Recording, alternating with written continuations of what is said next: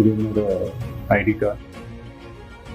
தமிழக வெற்றி கழகத்தினுடைய உறுப்பினர் கார்டு நான் எடுத்துட்டேன்.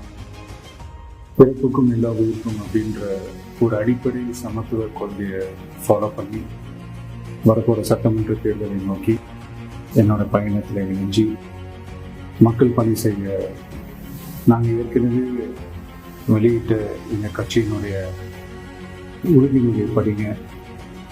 நீங்கள் எல்லாருக்கும் பிடிச்சிருந்ததுன்னா, நீங்கள் எல்லாரும் விருப்பப்பட்டீங்கன்னா ஜாயின் பண்ணுங்க ப்ளீஸ். இது ரொம்ப ஈஸி தான், easy to access. Thank you, bye.